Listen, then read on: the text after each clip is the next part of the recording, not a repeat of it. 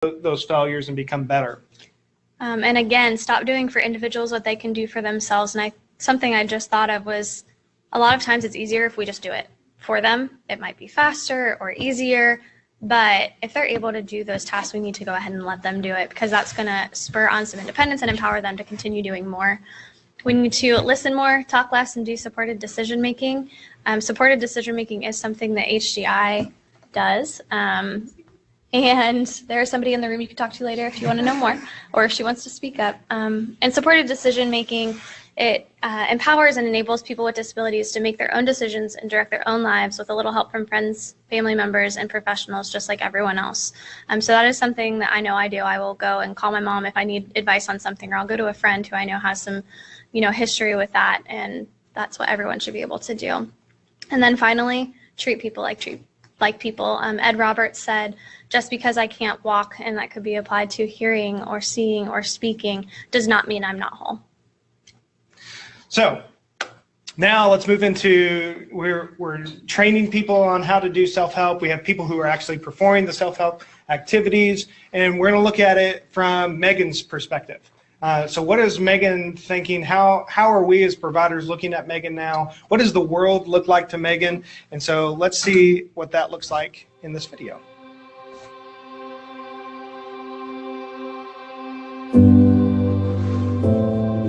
I am not really good at pushing her to get outside of her limits. And that is where Independence Place has been great, because Sarah came in and sat down and saw Meg not as the child I had who had this illness that changed her and now she has these issues. Sarah saw Meg as this bright, eager kid who wants to work, who wants to figure out what they want to do with their life and needs help getting there. What I would like to see, what I endeavor to do, is to assist, aid, support, advocate, cheerlead, cajole the consumers to really build that self-confidence, the faith in themselves, that they have the inner strength to aspire, to achieve, to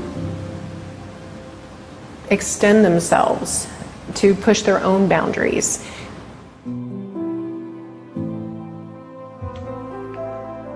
And ironically, Meg wound up with this job not by applying, but Sarah set up a informational visit with Beth, who owns Sweetly Lou's. And Meg left that informational meeting with a job offer. So, so that was pretty awesome. That first week, and she only worked 3 days, I saw just a huge jump in maturity. Her focus wasn't just getting up and hanging out. It was getting up and mentally preparing herself to go to work.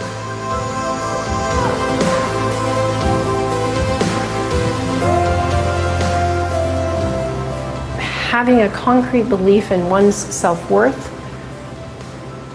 that they're part of a bigger whole, that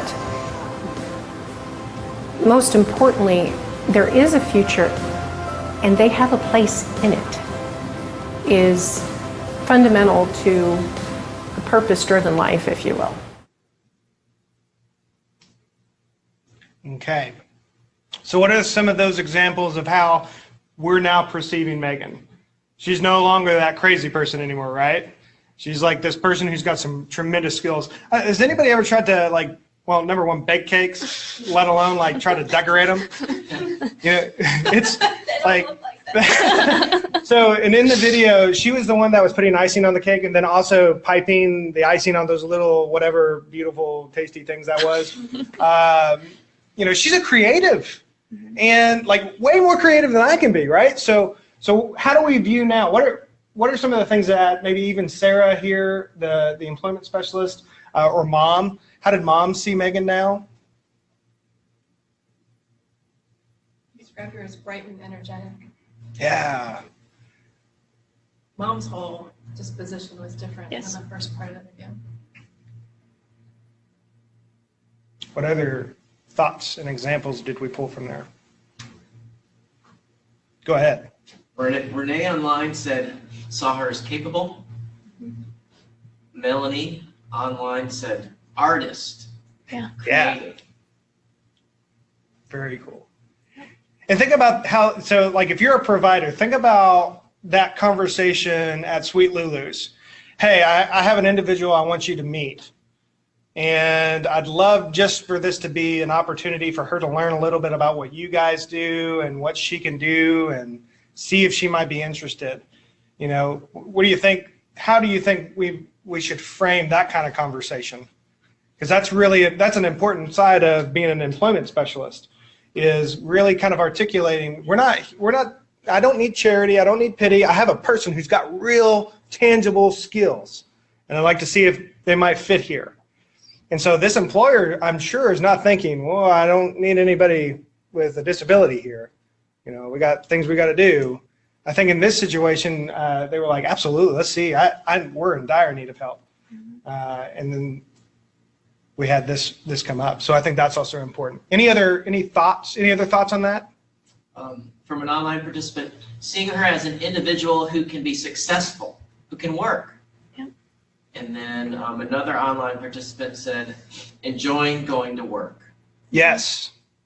And again, you know, I think it's so important to look at the folks that we serve, not just as people that need services, but as people who can be active participants in every aspect of life, regardless of what their disability is. Mm-hmm. That's something that even in staff meetings, every staff meeting, I always say, okay, when we sit down with consumers and we start doing independent living plans, are we eliminating options or creating options? If you start with that mindset, that person's gonna do far more with you than you even thought possible. All right, so self-advocacy. So now we're going to talk some more about self-advocacy. And again, self-advocacy is the act of advocating for yourself and your rights and speaking up for and protecting yourself. And again, that's with or without the help of others. So that's something that can be done that causes change that benefits yourself and or others around you on a small scale. So an example of this, and I'm sorry I keep using employment, but I'm an employment specialist, so that's kind of what I have, is her name is Wanda. She's one of our consumers. She's a housekeeper at one of the local hospitals in town. She's been doing the job for years. Wanda is deaf, and so Wanda was working, but she was becoming increasingly frustrated because the staff would get told things, but she was not told anything. And so changes would be made, and she's not keeping up with those changes, or rooms would be changed around, and no one's keeping up with her to make sure that they're doing the right rooms. And so she came to us for help, and we just helped her learn how to advocate for herself. And so she went to staff at the hospital and said, when I am working, if there is a staff meeting, I have to have an interpreter. I'm not going to know what's happening. I have to have an interpreter, or you have to communicate with me. For her, it's through text. So if they have certain rooms that need cleaned in a certain way, they can text her and let her know, but they weren't doing that. And so just that simple little bit of advocacy allowed her to be more successful at her job, be a team player with her coworkers, so that they're not just frustrated that Wanda's over there not knowing what she's doing again. She knows what she's doing now because she got that accommodation she needed. And it just helped them become more aware of those needs that she has and to realize that she's more like them than they thought. She just communicates in a different way. And so that's just a small scale example. She also, later on, she became like really good friends with a lot of her coworkers. They text often now. And also too, she was like nominated for several awards, like best like employee of the month a couple of times. And so I think she got a promotion at one point. So these are things like all she had to do is ask for an interpreter. And it changed that employer's perspective as well. We have this deaf person who works for us. No, we have Wanda who works for us, and she's amazing. And all I have to do is text with her, and I can communicate. And also, too, so this is also something that can be done on a large scale. It can be working with other like-minded individuals. I think about this often with the Mayor's Commission for Citizens with Disabilities. We had an individual come in, and he told his story. It's like there's a lot of restaurants in Lexington that are brand new that are not accessible, and I can't access their bathrooms. I can't get down their hallway. Some of their doors are like the thresholds of their doors are too high, and the right people heard that, and it propelled them into action. And so he was just telling his story and educating people, and which is a form of advocacy, right? And it created the mayor's ADA task force. And since that has started, we've been able to affect changes in state building code, which To our understanding, it has not happened in the state of Kentucky ever. It's helping us align our state building code with ADA code, increasing, and Lexington has really taken advantage of the ADA force and task force and said, well, we're going to hire people who have to sign off on every new building plan and make sure that plan's accessible. And when the inspectors go through to inspect the building, they're going to be trained every year on accessibility to make sure that when they walk in, those buildings are accessible. Lexington says, I want to be the most accessible city in the state of Kentucky. And I think they're on their way. But any city can do this, right? And it's just letting people like you who are online or in the room to tell your story and say, this is what needs to happen, because the future is going to be accessible. And then it's educating those around you to provide awareness for needs and accommodations. So Ed Roberts said this: the greatest lesson of the civil rights movement is that the moment that you let others speak for you, you lose. So don't miss out on the opportunity to tell your story and to tell people what needs you actually have, and not let them assume, well, just because they have this disability, this has got to be a specific need, right?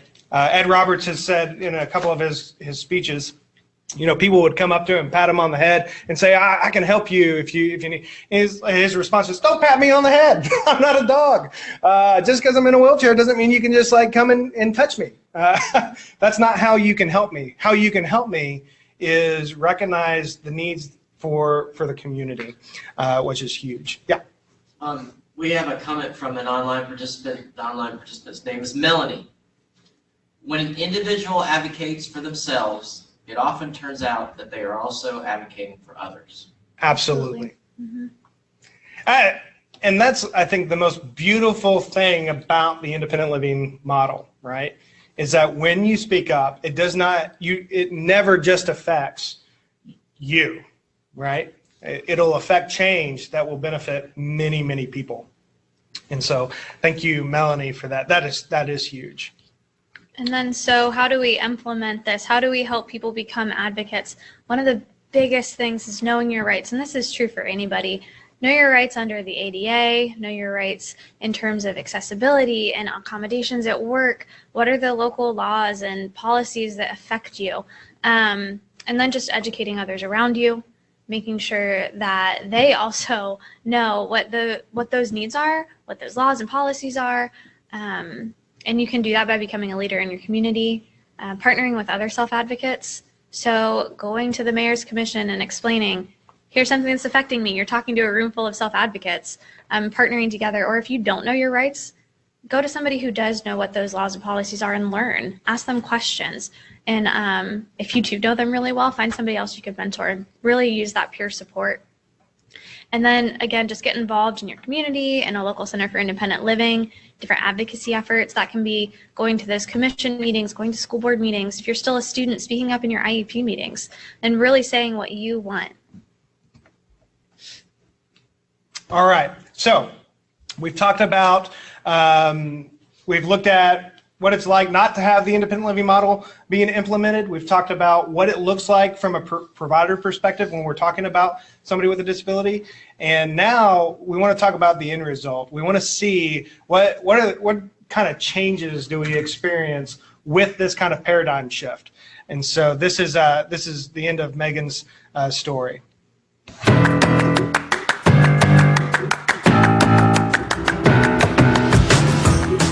Oh, it's constantly busy. It's a thriving small business. It has amazing contacts in the community. Does a lot of catering events, so there's always work being done. In Megan's case, she's kept busy, and that focus actually allows her to mitigate the symptoms of her schizophrenia quite effectively, because with focus, she's not giving as much energy or attention to the auditory and visual hallucinations that she has.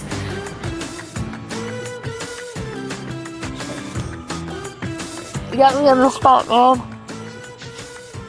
Without independence, I probably wouldn't be as social. I'd still be a NAMI, and I wouldn't have a job, and I wouldn't be this independent.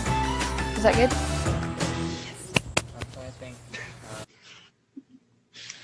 All right, so What are some changes from the beginning of the video to now? What did we see? Saw someone who basically had no purpose, who felt like she was broken, and now she's somebody who can go out there. She has her own independence, she has passion, she has vibrance, she has things to do in life instead of just sit there and wait for everybody else to tell her she's broken again. Yeah, absolutely. What else?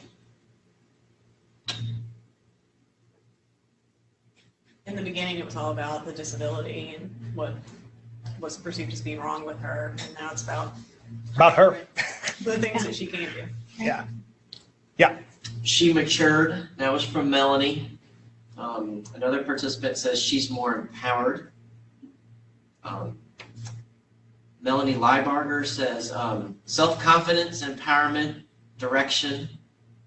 And another online participant said confidence. So we're throwing out a lot of adjectives. We're describing a lot of different things. Are these characteristics that you see in the people that you serve? If you're a provider, if you're a guardian, if you're a DSP, can you say this is true of your consumer? If not, is it because of how you're providing the support?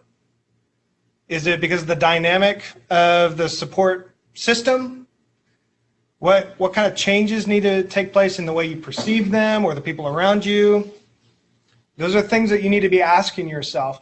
So everybody in the world should have the capacity to have that said of them, right? You know, think back to Ed Roberts. He had to learn a new way to breathe so that he could go out into the world, right? Because without having a machine do it for him, it was just going to be really difficult. I think the breathing technique is like frog breathing, and where he swallows air, and that's how he's getting oxygen to his lungs and then his body, right? If he can do that and become the single most important person for the disability movement, there is quite literally no boundaries on success.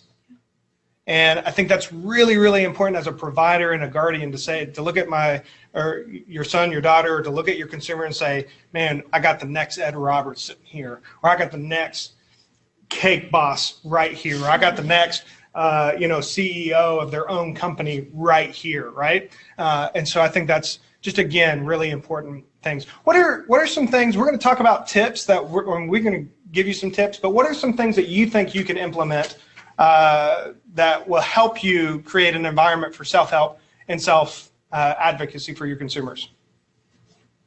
Go ahead. An online participant said dynamic of family support. Yes. And Amanda said self-confidence. Yes. Can the individual who said dynamic of family support, can you flesh that out a little bit? We'll give you a second to type that. But I'd be interested to know what she means by that. What about other providers in the room? Are there any things that you just think of like, oh, this is something I can definitely do?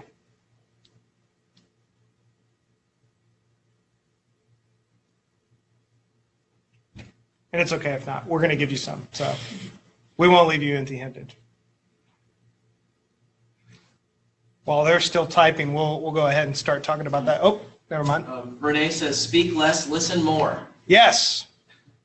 And the person who commented about the dynamic of family support, I just got a username here. And it says, many of my consumers are hindered from becoming independent due to the family dynamics. So as a provider, how do you respectfully speak into a family dynamic in that way? That can be challenging. Yeah. I think, and this is my perspective. When I used to do direct supports, the posture I would try to take with family members is saying things like "your advocate" or your son or daughter can do things, right? So or capitalizing on opportunities to say these are the skills that I just noticed in your son or daughter, and saying did you know they could do this? Did you recognize that they had this ability? And just reinforcing that so that even mom and dad can start participating with, oh yeah, that is awesome that you can do that. And they can start participating in those successes. Because as service providers, you're gonna have outcomes that you're gonna reach, right? And those milestones are huge, and that's one way. Any other thoughts on that? Nicole online says, share experiences that you have witnessed from other families. Yes. The stories are powerful, right? We just watched Megan's story. Hopefully that evokes an emotion or a thought in you. So sharing stories is huge. Most of what we've talked about today has been somebody else's story, right? Shane says, I agree with Nicole. Share positives from previous experiences with family members. Focus on the possibilities. Yes. And is it on the screen yet? Yep. Yeah. And so, again, if you start with limitations, if you start with this individual's limitations, automatically you eliminate options. Mm-hmm. If that's your starting point, you're not gonna get very far, right? You just gotta let them go and see what's gonna happen. And I think that's huge. Any other thoughts? All right, so first we're going to start looking at people. Oh, never mind. Encouragement. Yes. Very good.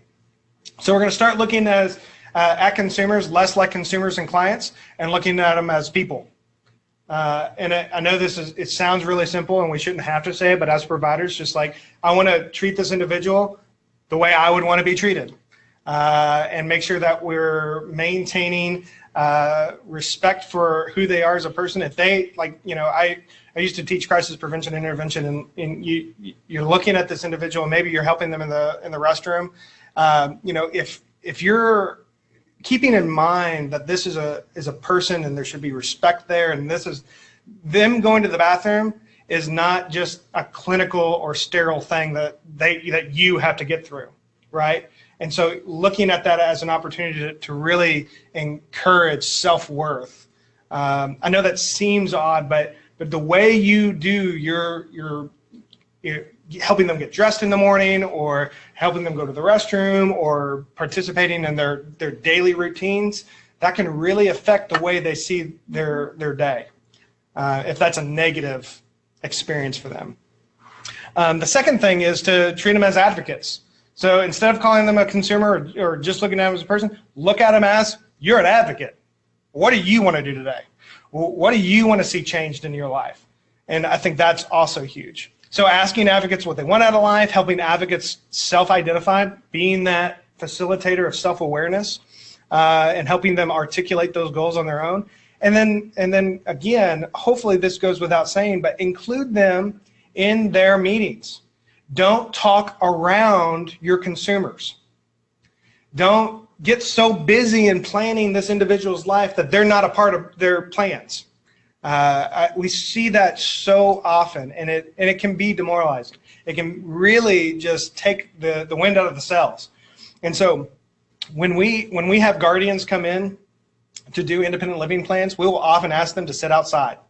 And that's a stretch for a lot of people, but we get a lot done in those meetings because that consumer's like speaking for themselves, and the plans are totally different than what they thought they were going to have when they walk out of the room. And so, we had a parent once who they had their student. This individual is 17 years old, and we were working through their independent living plan. They got in the car and they were driving home, and she said, "Mom, that person talked to me they didn't even recognize you in the room. It was the most incredible thing I've ever experienced." 17 years old. And so when we train our staff to do independent living plans, we say if there's a guardian or somebody in there, we're not going to address them unless the consumer does. That's one way that you can maybe do that, and maybe that's one way you can encourage parents to change the dynamic of the family, is like letting that person speak for themselves instead of letting mom or dad do that. Do it respectfully, but give it some space to happen. And then again, don't start with those limitations again. Limitations are really just eliminating options. Encourage that dignity of risk. Let people make those decisions that could have some risk attached to them, and let them see if they can accomplish it. And then finally, just educate yourself and your advocates on their rights, their choices, and their opportunities. Renee says person first, then disability. Yes. And another comment is when focusing on abilities, the dis in the word is diminished. Yeah, there you go. I like that. Any other questions or comments about that? Question. I think I might know your answer, but when you're talking about these plans and not addressing the guardian but addressing the person, I mean, if there's a signature on the plan, at some point the guardian's signature has to be there, right? Yeah. So I mean, I get this question a lot in trainings but if they have a guardian, the guardian has to sign the papers. Well, yes, but your point is really well taken that doesn't mean they have to direct what goes on there. And I think that's what often gets missed when there's a guardian involved. Well, so sometimes with that situation, needing a signature, I'll either have 2 sets of paperwork where they can sign the paperwork themselves and then the guardian signs another set, or I just ask them both to sign it. Yeah. So they're both they both understand. I'm not just explaining to the guardian what their right, like what the consumer's rights are, what their responsibilities are. The consumer needs to know that. Yeah. And I think too, when you're in, whether you're in a waiver support program or you're doing an independent living program, is it the MAP 351 or MAP 150, whatever it is, where you're assigning goals? I'm looking at a waiver support provider, by the way, for those in the internet world. Whatever that is, you're writing that plan for that individual. Their name goes on the top of the page. It says this is their plan, not yours, not insert agency. So like we really try to make a point when somebody comes in, like our logo's on the page, but this belongs to this consumer, right? So make sure that you don't get so enamored with how you word goals or how you want things to kind of transpire and you get, overworked with that. Make sure that they're really participating and articulating. And then when they sign that dotted line or the guardian signs it, like that's another way you can change family dynamic. When mom signs that paper, she looks at all the things that her son or daughter or dad, their son or daughter is going to do. Like that can be really liberating for mom and dad as well. And so they're signing this paper saying, my son or daughter can do a lot, and they're going to do a lot. And so I think a lot of that family dynamic, it may start with the provider, because families are looking to us in one sense to help them navigate systems and navigate supports.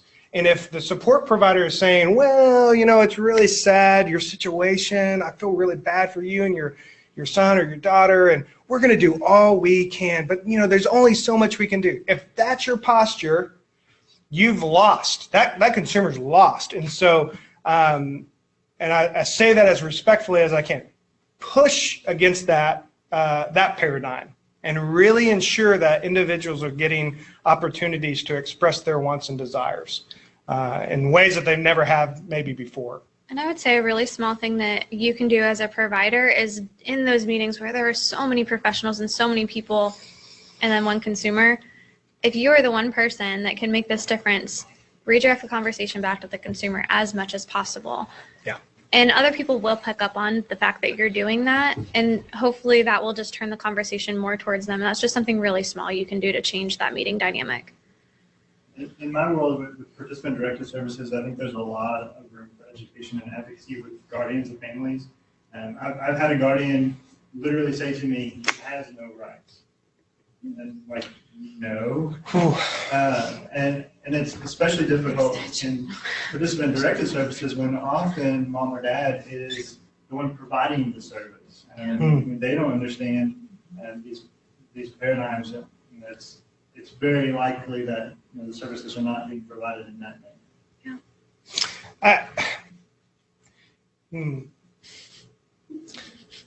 Yes, that's a good idea. For the people online, could you just repeat that? So make sure they heard it, please.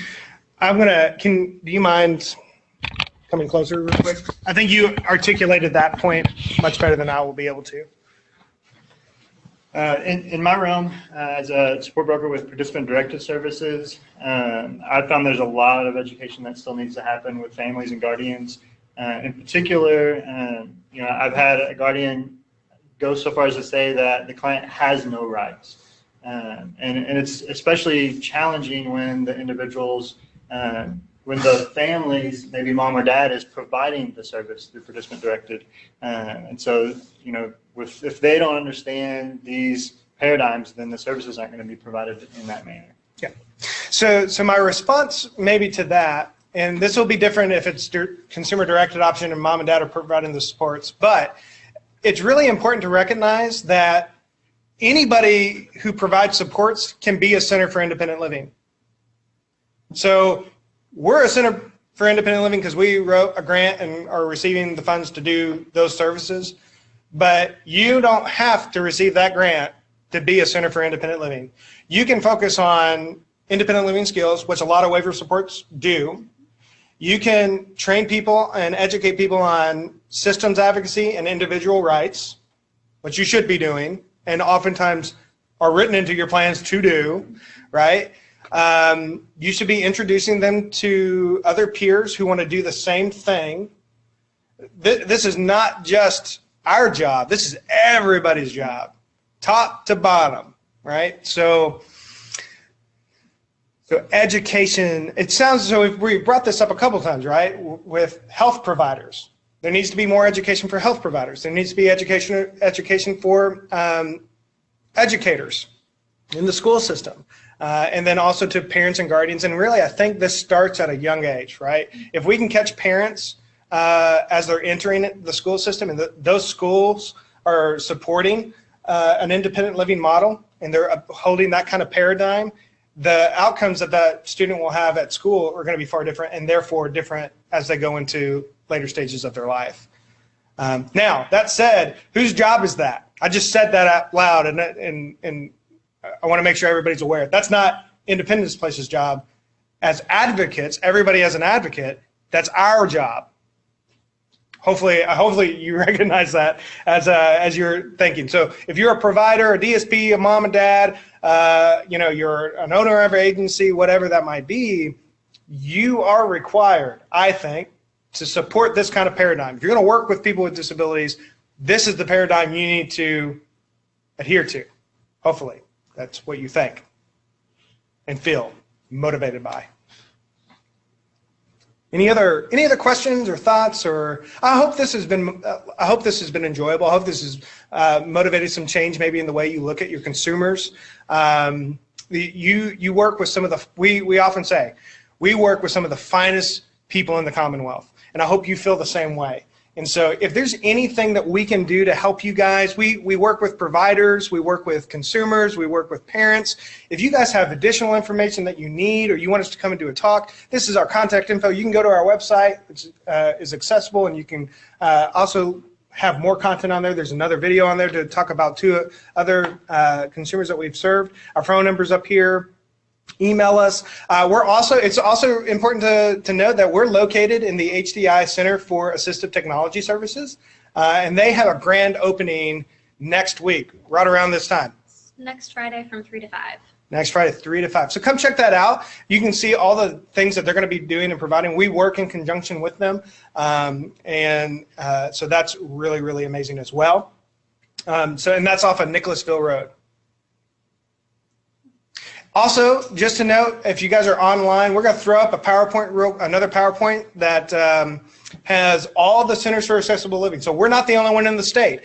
There are some, depending on where you're located, we have support providers on the western side of the state. We have some in the southeast part of the state. Actually, Amanda, who's one of the managers of the Centers for Independent Living in Southeast Kentucky, is here as well. And so we're a little bit of everywhere. So we'll throw that up and you guys can grab those numbers if you're not in our service area. That said, if you're not in our service area and you want to call us, please do. We will help you regardless. Yes, sir. Renee says, I'm with the Center for Accessible Living in Northern Kentucky. Yes. Renee, what's your last name? Thompson. Renee Thompson is in Northern Kentucky. When you call that Center for Independent Living, ask for Renee. She's going to be legit. She will help you get what you need. Next. Kelly says, this has been great. Really helpful to know that my independence does matter and that my right to choose is not just my sister being nice, it really is my right. I work every day to teach others to be strong, independent advocates. Wonderful. And what was her name again? Kelly. Kelly. Kelly, thank you so much. Melanie and I are with the Center for Accessible Living in Bowling Green. Oh, we know Melanie. Hi, Melanie. It's so good to see you or hear you. I think we've got Kevin Fugate, Disability Resource Center of Southeast Kentucky. Hey. See, we're everywhere. You guys should totally get to know us. Well, I'm having a hard time with the technology up here to get the other screen up. If you want to help with that. I can. Kelly Knott, member of the PAD board and president of the Louisville Metro Self-Advocates and board member of SCVR. Wonderful. So if you're online, if you're online and you provide supports to individuals with disability, maybe I just encourage you to go ahead and put your email or your phone number to your agency on there, so that way folks can grab those. I mean, a big part of this is that we're in it together, and so definitely do that if you provide supports there. Melanie says, "Hello, Willis. Great presentation." Thank you. Appreciate that. She has to say that because she's also a Center for Independent Living. So Shane says he's with the Adanta group. Is that right? Awesome. Thank you, Shane. It should be on the desktop. That PowerPoint. Well, it's not. I do it and then I can't. Can everybody see that? It's an That's it, automatic that's one. it. Yeah, it'll do something. Cool. Well, wonderful. Well, thank you guys so much. Feel free to reach out to us, info@ipky.org, or you can reach me directly, willis@ipky.org. That's WILLIS @ipky.org. And then you can reach Megan. It's her first name and that handle. It's MEGAN. And so reach out to us. We'd love to hear your feedback. We'd love to know how we can better serve our area as well. So if there's any suggestions or comments on that, we'd love to see that. Again, thank you guys so much for being advocates and coming to this presentation.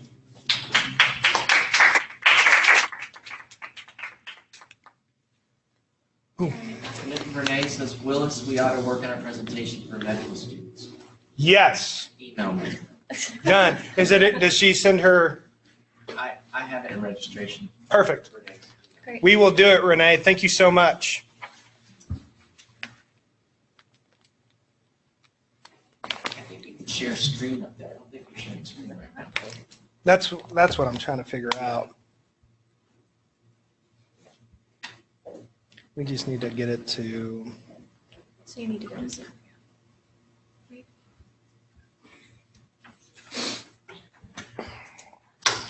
Oh, share screen is on that. Oh, you know what? Green thing. There it is. Try that one. Yeah. We'll just share the desktop view. Yeah. And then you put that. Hey, there we go. Yeah, you got it. Oh, well, thank you. I appreciate that. You're so kind and so sweet. Can I give you a hug? Yeah, Is that let's do okay? it. When you were just spelling your name, I wanted to say it first. And I was going to, but then